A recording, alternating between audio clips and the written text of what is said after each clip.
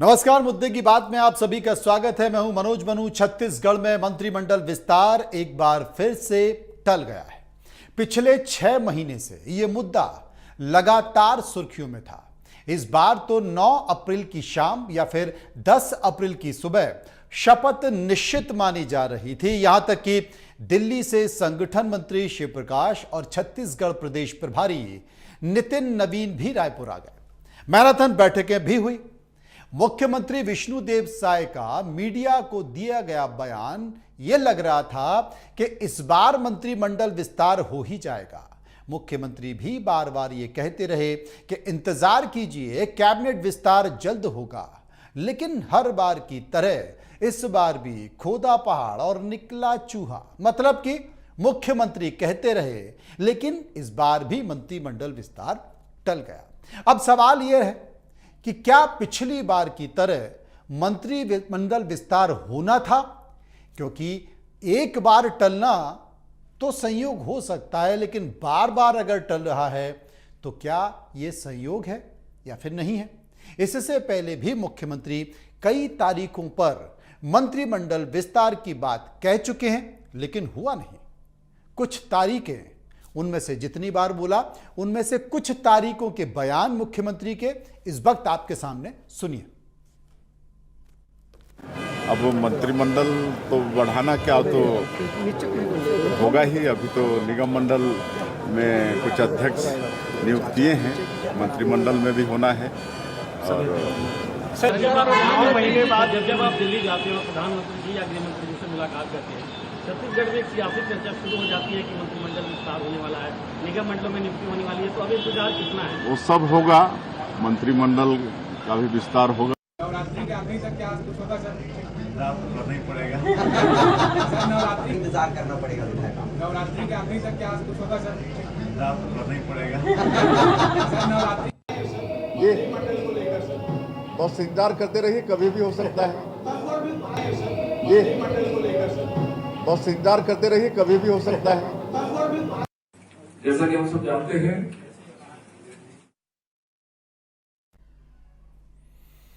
तो हमने आपको मुख्यमंत्री महोदय के 4 तारीखों के 4 बयान सुनवाए और इन चारों बयान में मुख्यमंत्री ये कहते नजर आए कि बस होने वाला है, करना ही पड़ेगा, इंतजार कीजिए, हो ही जाएगा।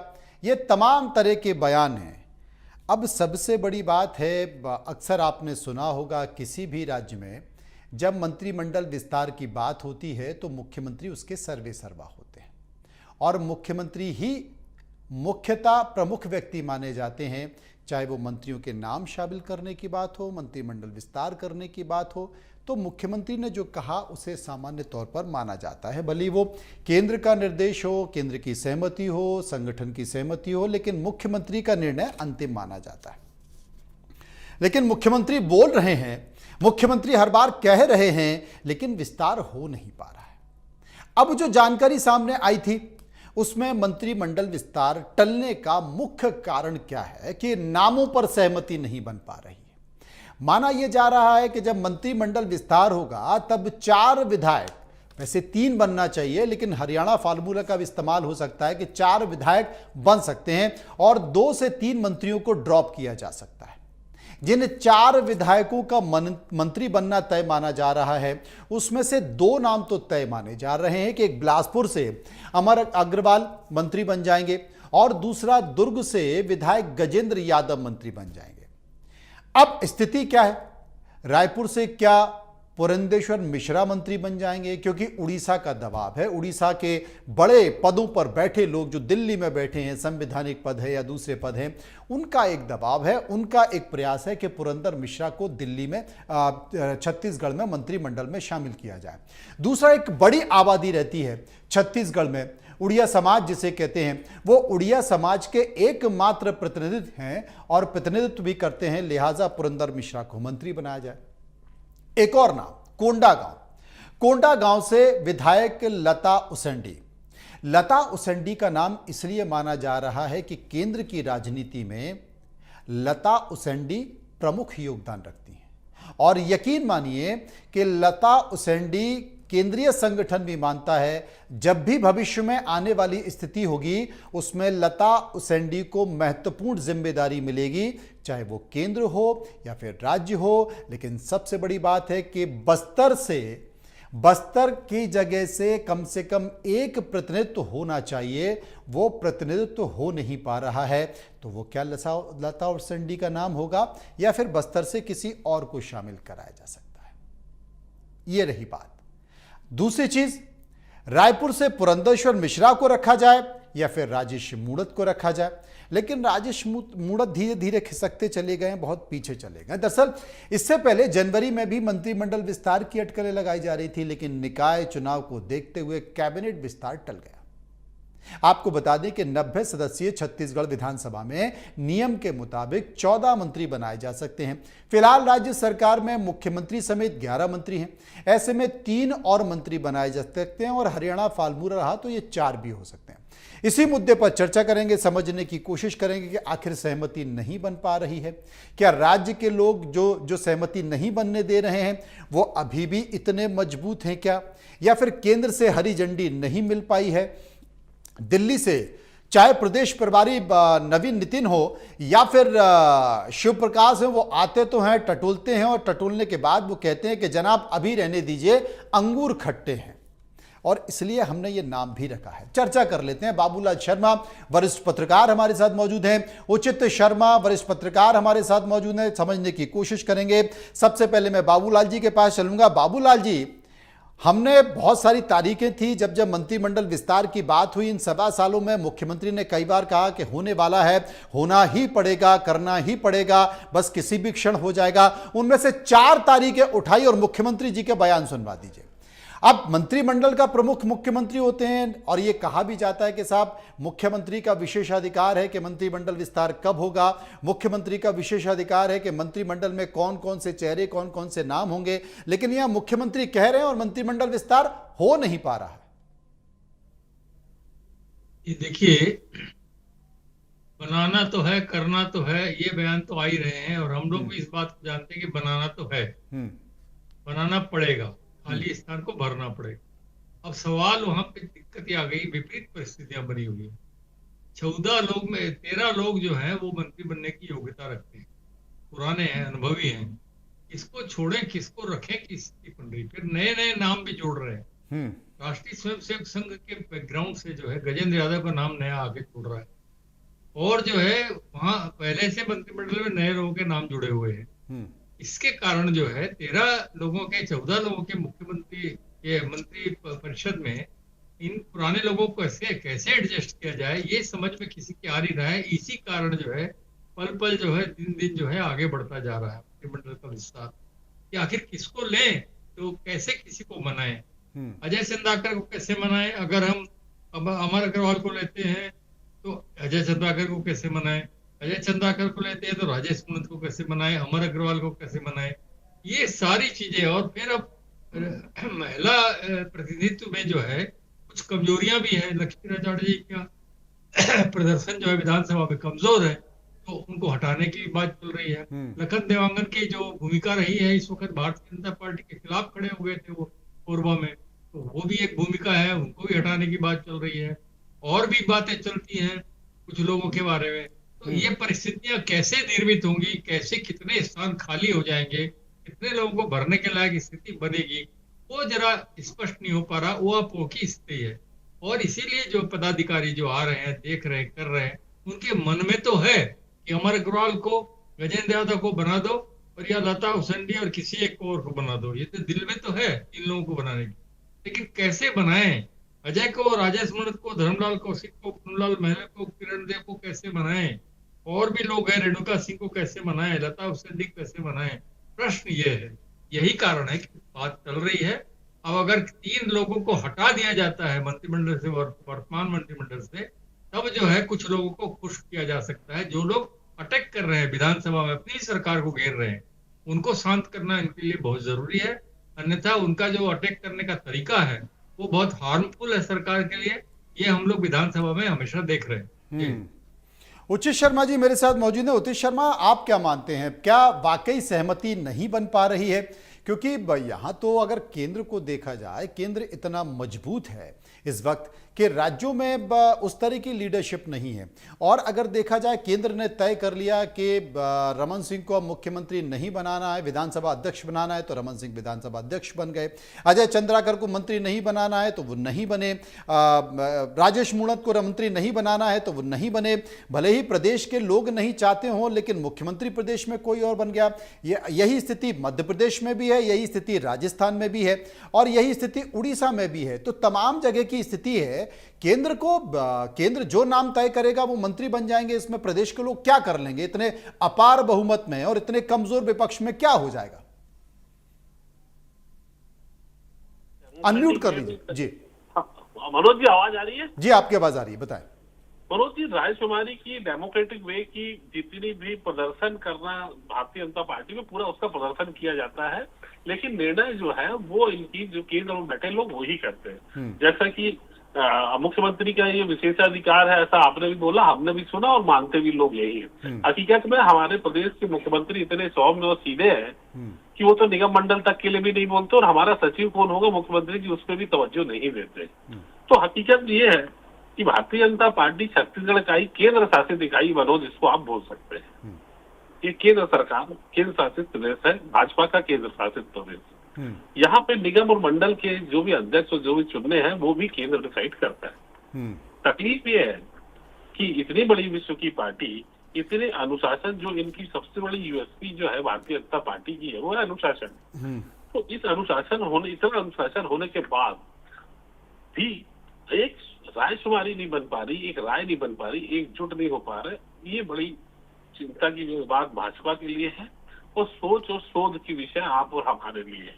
क्योंकि जितने भी पावर सेंटर है इनके, वो आप देखिए कि चाहे वो डॉक्टर रमन सिंह हो, श्री कुमार जी हो, बृजमोहन अग्रवाल और उनकी एक टीम है, तो ये सब चीजें अलग अलग पावर सेंटर है और केंद्र में अपने अपने लोगों से जुड़े हुए।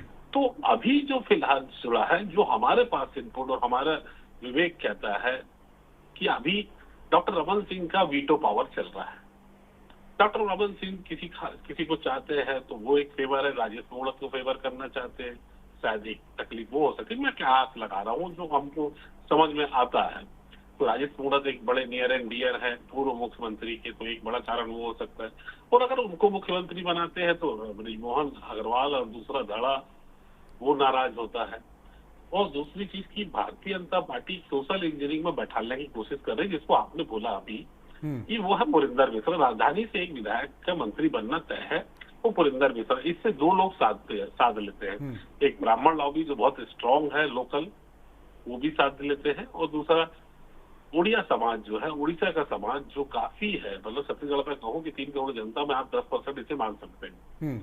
उड़ीसा समाज से, उड़ीसा के लोग जो यहाँ है, तो वो दड़ा भी आप साध सकते हैं और एक मैसेज देने की जो कोशिश है पड़ोसी प्रदेश में भी, उड़ीसा समाज को भी, वो भी पूरी हो जाती है।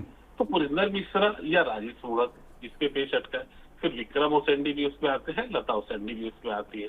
नो डाउट आपने सही कहा कि लता उसेंडी एक आने वाले समय के एक महिला ट्राइबल फेस वो हो सकती है, और उनमें अपना भविष्य भारतीय जनता पार्टी देख रही है कि आने वाला समय। और दूसरा, आने वाले समय में ये भी कयास लगाए जा रहे हैं कि कुछ परिसीमन में जो सीटें बढ़ने वाली है 2026-27 के परिसीमन के बाद, तो उसमें 30% जो महिलाओं के लिए रिजर्वेशन वाली बात है, तो उसको भी देख रहे हैं। दूसरा, देवेंद्र यादव का नाम चल रहा है जो दूसरे विधायक हैं।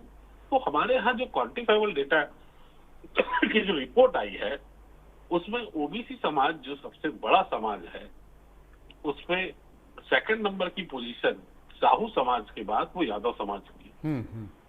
तो यादव समाज लगभग हमारे यहाँ 18% है ओबीसी का, तो ओबीसी के परसेंटेज पे बात कर रहा हूँ। तो यादव समाज के बड़े नेता हमारे प्रदेश में नहीं है, और इस समाज को भी हैप्पी रखने का हैप्पी रखने की कोशिश है। तो उस सोशल इंजीनियरिंग को भी साधने की भारतीय जनता पार्टी की है, तो इस देवेंद्र यादव को प्रेफर कर रहे हैं। अमर अग्रवाल अपनी एक सोची समझी managerial skill plus Bharatiya Janata party के घराने के वो व्यक्ति हैं, मैनेजरियल स्किल उनकी अच्छी है, सुलझे और लंबे अनुभव के साथ वो आते हैं, वो वैष्णव समाज से आते हैं। तो एक उनका प्रतिनिधित्व भी चाहिए, और वो पार्टी के लिए निरंतर लगे भी रहते हैं, और वो बहुत अच्छा जो फाइनेंस मैनेजमेंट है वित्तीय मैनेजमेंट है, चुनावी मैनेजमेंट है, वो बहुत बेहतरीन तरीके से वो करते हैं। और विधानसभा में किसी सीनियर आदमी की पोजीशन की जो रिक्तता है, जो कमी है, उसको अमर अग्रवाल जी पूरी कर सकते हैं। ठीक बात है। तो ये 3 नाम जो हैं वो बड़े जोर से आ रहे हैं। और विक्रम उसेंडी भी एक ट्राइबल फेस है, लेकिन ट्राइबल ऑलरेडी 2-3 लोग उसमें हैं, पूरा सामंजस्य तो पहले ही बैठा लिया गया। अब सवाल ये उठता है कि अगर रीसफल करते हैं, जो बाबूलाल जी कह रहे थे, तो सबको एडजस्ट कर लिया जाएगा। अगर रीसफल होता है, किसी को माइनस किया जाता है, वैसे इनकी परंपरा माइनस करने की तो नहीं रहती। अगर 2 मंत्री बनाने की, अगर 3 मंत्री बनाते हैं तो थोड़ा बहुत किसी न किसी को हैप्पी और किया जा सकता है। लेकिन ये जो कह रहे हैं, इससे मैं इत्तेफाक नहीं रखता कि ये मुख्यमंत्री का विशेषाधिकार है। ये अभी भी केंद्र में बैठे बड़े नेताओं, भाजपा के बड़े नेताओं के विशेषाधिकार में ये ट्रांसफर और तब्दील हो चुका है। अभी केवल वहां से चिट्ठी आएगी और वो 3 नाम की घोषणा होगी। लेकिन फिर भी राय एक नहीं बनने के प्रमुख कारण ये है कि सब अपने अपने बटे हुए लोग अपने अपने लोगों को सीट में जो कन्विंस कर रहे हैं, तो इस कारण जो स्थिति बनी हुई है, तो वो भी कंफर्ट पोजीशन में नहीं है इनके केंद्रीय नेतृत्व। मैं आपकी बात मानता हूं, लेकिन जो सबसे बड़ा सवाल है उचित जी, कि मैंने कहा कि केंद्र बहुत मजबूत है और हम देख रहे हैं कि अब तो मुख्यमंत्री का जो चयन होता है वो केंद्र ही नाम तय करता है। मुख्यमंत्री पहले भी इसी तरह की चीज़ें होती थी, लेकिन अब थोड़ा सा और खुलकर निकल गया है। जो बहुत सारे ऐसे सीनियरिटी, पहले जो वरिष्ठता को देखा जाता था, संगठन की राय भी प्रमुखता से देखी जाती थी, अब लेकिन ऐसा नहीं हो रहा है। वो संघ की पृष्ठभूमि से, भारतीय जनता पार्टी के तो जितने भी नेता हैं वो करीब करीब सभी की संघ की पृष्ठभूमि से हैं, चाहे वो मोहन यादव हों या फिर राजस्थान के शर्मा जी हों या फिर उड़ीसा के हों या फिर छत्तीसगढ़ के हों, सभी संघ की पृष्ठभूमि से। लेकिन संघ की उस पृष्ठभूमि में भी हमारा अपना कौन है, या स्थानीय नेताओं के दबाव में कोई ना आए या प्रभाव में कोई ना आए, ऐसे व्यक्ति को हमको चुनना है। और कहीं ना कहीं उसकी छवि भी बेदाग हो, उस कहते हैं ना कि सत्ता के भंवर में वो उलझ के ना रह जाए, फंस के ना रह जाए, ऐसे किसी चेहरे को ध्यान देना। लेकिन सबसे बड़ी बात है कि अगर मंत्रिमंडल विस्तार नहीं हो रहा है, बाबूलाल जी, अगर मंत्रिमंडल विस्तार नहीं हो रहा तो मुख्यमंत्री कह दें कि मंत्रिमंडल विस्तार नहीं हो रहा, अभी 6 महीने नहीं होगा, अभी ऐसा कुछ नहीं है, सब लोग मिलजुल के काम कर रहे हैं। या फिर मंत्रिमंडल के साथ साथ जो विधायकों की संख्या है, उस विधायकों की संख्या में भी अजय चंद्राकर जैसे लोग हैं जो विधानसभा सत्र में अपनी ही सरकार पर सवाल खड़ा करते हैं, अपनी ही सरकार को कटघरे में खड़ा करते हैं, और पार्टी के नेता दिल्ली के हों या प्रदेश के हों जो तय करने वाले, वो मानते हैं कि अगर इनका नाम नहीं आया तो ये 100% रायता फैलाएंगे, मानेंगे नहीं, ये काबू में नहीं आने वाले। बिल्कुल, विधानसभा में ये ऐसे ही दृश्य रोज देखने को आते हैं, जब धर्मलाल कौशिक है, राजेश मूणत है और अजय चंद्राकर है, हमलावर होते हैं। कभी कभी धर्मजीत भी पिन चुभाते हैं। ये लोग, पुन्नूलाल मोहले भी इस बार जो है विरोध में आ गए थे और अपनी ही सरकार को घेरने का प्रयास किया था। ये लोग हैं, इस आंतरिक चीजों को जानने वाले लोग हैं, ये सरकार की भीतरी बातों को जानते हैं और ये हर बातों को निकाल के उसके पॉइंट्स को जो है उठा सकते हैं। इसलिए जो है सरकार परेशानी में है कि अगर हम किसी को मंत्री बना दें, अपनी मर्जी से बना दें, इसका अगर आंकलन न करें, नुकसान का आंकलन न करें, लाभ हानि का, तो बड़ी मुश्किल होगी। और निश्चित रूप से जो है बहुत विचित्र स्थिति है कि जब तक रिसफलिंग इसमें से न हो, वर्तमान मंत्रिमंडल से 2 या 3 लोगों को न निकाला जाए और इन लोगों को एडजस्ट न किया जाए, तो विधानसभा के जो दृश्य है वो आगे और विभत्स होता जाएगा। और सरकार जो विष्णु देसाई की सरकार जो सुशासन के लिए नाम ले रही है, उसका रूप जो है वो कहीं बिगड़ न जाए और कहीं हमले जो है कहीं सफल न हो जाए, इसका डर भी जो है वर्तमान सरकार को घबराहट पैदा करता है। तो ओपी चौधरी एकमात्र ऐसे मंत्री हैं जो बचाव की मुद्रा में बात करते हैं और जानकार हैं, लेकिन टंकराम वर्मा बोले, चाहे लक्ष्मी रजवाड़े बोले, चाहे लखन देवांगर बोले, ये लोग ठीक से जवाब नहीं दे पाते। पहले तो श्याम बिहारी भी ठीक से जवाब नहीं दे पाते थे, लेकिन वो अब जवाब ठीक से देने लगे तो उनका विभाग ठीक नहीं है। उनके विभाग में जो चीजें हो रही हैं उसका जवाब सरकार की तरफ से देना बड़ा मुश्किल हो जाता है। ऐसे ऐसे प्रश्न जो है अजय चंद्राकर और धर्मजीत और अजय मूणत या धर्मलाल कौशिक की तरफ से आते हैं, ये लोग जो है बोल नहीं पाते कुछ भी और मौन हो जाते हैं, जवाब नहीं दे पाते। बल्कि मैंने तो कई बार ये देखा, उचित शर्मा जी इस बात को जानते हैं कि डॉक्टर रमन सिंह फैसले कर देते हैं विधानसभा अध्यक्ष की आसंदी से। वो जो फैसले मंत्रियों को करने चाहिए, आप जांच कराइए, सीधे निर्देश दे देते हैं। आप ये एलआईसी गठन कीजिए, आप ऐसा गठन कीजिए, आप समिति बनाइए, डायरेक्ट निर्देश दे देते हैं और मंत्रिमंडल के लोग जो है उसको इस काम में हम मिलाते हैं। जी उचित जी, आपको लगता है कि केंद्र में ऐसे बहुत सारे लोग हैं जो मंत्री पद के दावेदार थे, मंत्री नहीं बन पाए, बैठे हुए किनारे में और मुंह से आवाज भी नहीं निकल पा रही, चाहे वो रविशंकर प्रसाद हो, प्रकाश जावड़ेकर हो, ऐसे बहुत से नाम है, एक बड़ी लंबी फहरिस्त है, और इसके बाद किसी के मुंह से आवाज भी नहीं निकल पा रही। बहुत से ऐसे लोग हैं जो 5 बार के 6 बार के सांसद हैं लेकिन इंतजार में बैठे हैं और मंत्री नहीं बन पा रहे। मध्य प्रदेश में भी ऐसे हैं, छत्तीसगढ़ में भी ऐसे हैं, कई लोग मौजूद हैं। यहां तक कि ब्रजमोहन अग्रवाल, पूरा छत्तीसगढ़ ये मान रहा था कि भाई ब्रजमोहन अग्रवाल इतने सांसदों में जीत गए हैं तो उन्हें तो केंद्र में स्थान मिलना तय है, लेकिन उनको भी उम्मीद नहीं थी कि वो बड़े पार्षद के तौर पर मौजूद हो जाएंगे और शांति से, और कुछ कर भी नहीं सकते, कुछ बोल भी नहीं सकते आप, क्योंकि वो केंद्र तय करेगा।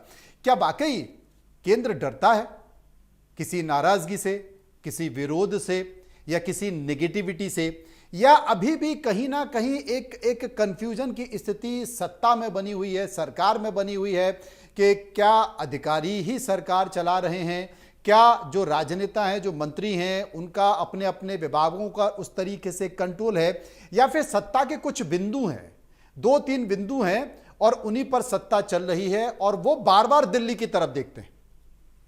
आप ये छत्तीसगढ़ परिप्रेक्ष्य में पूछ रहे हैं मनोज जी? जी जी, आप ही से। हाँ, ये नहीं, ये छत्तीसगढ़ को लेके आप ये जी जी, छत्तीसगढ़ को लेके। जी, पहली चीज तो जो आप बोल रहे थे कि इससे पहला जो आप बोल रहे थे कि उसमें वरिष्ठ लोगों को उतना तवज्जो नहीं है, ये बात सच है। भारतीय जनता पार्टी में अभी वो समय गया, यहाँ वरिष्ठ कौन है उसको तवज्जो नहीं दी जाती, अब ये देखा जाता है कि घनिष्ठ कौन है उसको तवज्जो अब ज्यादा है, नो डाउट। और आप करेंगे और युवाओं को चांस देंगे और नए मंत्रियों को लोग आप सामने लाएंगे तो अक्सर इस तरीके का विधानसभा में हंगामा होगा ही, जो वर्तमान में हो रहा है और जो बाबूलाल शर्मा जी कह रहे थे। क्योंकि आप जैसे ही नए लोग को लाएंगे उन्हें अनुभवहीनता रहेगी, बहुत अच्छा सा प्रेजेंटेशन नहीं रहेगा, तो उनके अनुभव बिल्कुल नहीं रहते, तो इसका दुष्परिणाम बहुत सारे होते हैं, वो विधानसभा में भी देखने को मिलते हैं, उनकी कार्यशैली में भी देखने को मिलते हैं, और वो हो भी रहा है। निसंदेह कि जो नए मंत्री आए हैं उनमें बहुत सारे उनका अपने ही विभाग में कंट्रोल नहीं है। अभी ये बात सच है कि ब्यूरो उनके विभाग में तो कम से कम, क्योंकि जब जितने सीनियर है वो सब बाहर चले गए, धर्मलाल कौशिक नहीं है, ब्रजमोहन अग्रवाल नहीं है, राजेश मूणत नहीं है, आप अजय चंद्राकर नहीं है, प्रेम प्रकाश पांडे नहीं, बहुत सारे सीनियर अब है नहीं, जो इस ब्यूरो किसी की घुड़सवारी पे जो सवारी करके वो जानते थे कि इनमें कैसे घुड़सवारी इसमें करना है। अभी के लोग इसमें इस ज्ञान के विहीन है और इतना उनको अनुभव भी नहीं है। तो वाकई अभी ये बात सच है कि सरकार तो ब्यूरोक्रेसी चला रही है, जो आप कह रहे थे वो बिल्कुल सही है कि जो कई विभाग तो ऐसे है कि उसमें मतलब पहले राम पे इतना भरोसा कम करती थी जनता, अभी भरोसा ज्यादा है कि राम भरोसे जो था अभी थोड़ा सा और भरोसा भगवान चला रहे हैं, ये बातें सही है। और उनके विभाग में उतना अनुभव नहीं होने के कारण तकलीफें प्रदेश की और बढ़ी हुई है। भारतीय जनता पार्टी की अभी उस पोजीशन में नहीं है कि वो किसी से बैर बोल ले सके। नो डाउट कि पॉलिटिकली नंबर गेम में वो ज्यादा है, बहुत सशक्त निर्णय लेने के लिए वो जाने जाते हैं, लेकिन छत्तीसगढ़ की अपनी राजनीति है, वो एक तरफ एक सौम्य चेहरा बनाए रखना चाहते हैं सीएम का, दूसरी तरफ एग्रेसिव कैबिनेट और वजीर लाके वो यहाँ काम करना चाहते हैं, ये उनकी शैली में है। लेकिन छत्तीसगढ़ में वो कठोर निर्णय इसलिए नहीं ले पा रहे हैं कि ये जो धड़े हैं ये अपने आप में सक्षम है, जितने धड़े छूटे हुए हैं। उचित जी, जो कोई नहीं कर पाया दिल्ली वो करने का ठान रही है। 2026 तक नक्सलवाद को खत्म करने का ठान चुकी है और उनका इशारा और प्रयास भी दिख रहा है। मंत्रिमंडल तो बहुत छोटी सी चीज है। नहीं, बिल्कुल सही है। देखिए, उसमें डबल इंजन का फायदा मिला और मैं ये नहीं कहूंगा कि ये वर्तमान सरकार ने ही आए और खत्म कर दिया, ये मैं मनोज नहीं मानता। हमारे सभी सीएम ने अपने भरपूर प्रयास किए, ये उसका नतीजा है। किसी ने 30% किए, किसी ने 40% किए, ये 50% किए। अगर वाकई खत्म करना था तो पिछले जब भूपेश बघेल जब सरकार में थे तो अमित शाह क्यों नहीं बोले कि हम खत्म कर देंगे, प्रण लेते हैं। ये प्रण अभी क्यों लिए कि हम खत्म कर देंगे? क्योंकि क्रेडिट वाली बात थी। वो मनोज छत्तीसगढ़ की एक अलग ही नक्सल वाली बात है, कभी आपके साथ लंबी चर्चा होगी तो बैठेगी। नो डाउट कि केंद्र ने भरपूर सहयोग किया, अमित शाह ने टारगेट उनको लिया, और हमारे छत्तीसगढ़ स्टेट में ये नक्सल मुक्त हो रहा है, बहुत अच्छी बात है। लेकिन अगर 50% भारतीय जनता पार्टी के डबल इंजन का रोल है तो मैं कहूंगा 30% पिछली सरकार ने भी अच्छे काम किए। कोई भी हमारे सीएम से अजीत जोगी हो, डॉक्टर रमन सिंह हो, भूपेश बघेल हो, वर्तमान के विश्वदेव से आए हैं, किसी ने भी ये नहीं चाहा कि नक्सल को बढ़ावा दे। किसी के प्रयास थोड़े से, किसी के बहुत ज्यादा है, किसी को डबल इंजन का फायदा नहीं मिल रहा, किसी को डबल इंजन का फायदा मिल रहा है, तो वो एक अलग इशू है कि वो एक सॉल्व होगा और निश्चित तौर पे देश वो के लिए एक अलग विषय है। लेकिन इंतजार यही है कि मंत्रिमंडल विस्तार क्या 15 तारीख तक होगा या अभी टल जाएगा, सहमति नहीं बनी है या फिर बन जाएगी, या फिर केंद्र अभी इस मूड में ही नहीं है। बीच बीच में इस तरह के एक संकेत देने की कोशिश की जाती है कि भाई होने वाला है, थोड़ा इत्मीनान रखिए, क्योंकि बहुत सारे नाम ऐसे भी हैं जिनका निगम मंडल में नहीं आ पाया, तो वो नाराजगी तो नहीं होगी, उस नाराजगी को दबाने के लिए तो ये प्रयास नहीं किया होगा। इंतजार करेंगे। बहुत बहुत शुक्रिया करेंगे बाबूलाल जी का, शुक्रिया करेंगे उचित जी का, जो विस्तार से मेरे साथ चर्चा कर रहे थे मुद्दे की बात में। लेकिन फिलहाल मंत्रिमंडल विस्तार अभी तो नहीं हो पा रहा है क्योंकि अंगूर खट्टे हैं। अब इंतजार करते हैं कि क्या 15 को या उसके बाद या इस महीने के अंत में विस्तार होगा या फिर से टल जाएगा। फिलहाल इतना ही। आप चलते रहिए इंडिया न्यूज़ के साथ।